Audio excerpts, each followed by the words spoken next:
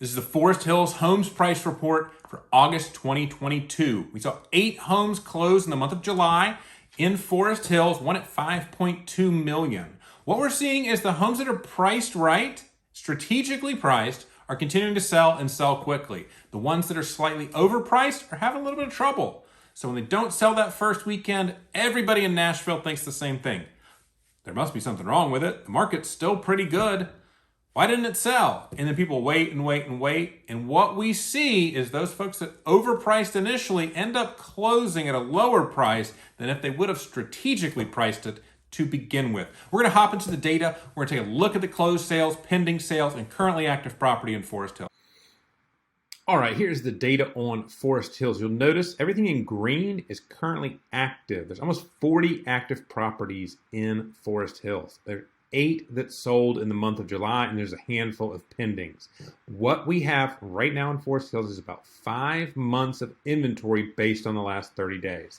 5 months of inventory is a balanced market. The definition of a balanced market, according to NAR, is a 5 to 7 month supply of homes. Right now, there's right at 5 months. So it's a balanced market. We're not seeing stuff fly off the shelves in Forest Hills. We're not seeing stuff go for $500,000 over list price. And what we see is the ones that are priced right are the ones that are going under contract. Those are the ones in red and yellow.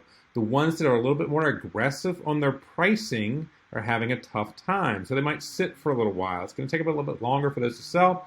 In all reality, they're probably going to have to adjust the listing price in order to get those homes moved. Because when a home doesn't sell in a market like Nashville, where there's tons of demand and tons of buyers moving here from out of state, if it doesn't sell in the first week, second week, third week, really the only answer is probably that you need to lower the price. New pictures after 3 weeks probably doesn't make a difference. A new agent can help just because then it's fresh, and maybe they have a little bit different marketing plan that they're going to put on it. They're going to do a really nice walkthrough video and really spend some marketing dollars to get your home out there. But, after a couple weeks, if it hasn't sold, really your only option is to lower the price. And with, 5 months inventory, and we're not used to this. The last 24 months, we've seen 1 or 2 months of inventory, and now we've seen a little bit more. And again, it's still just a balanced market, but we're seeing some overreactions, and people are like, what do we do?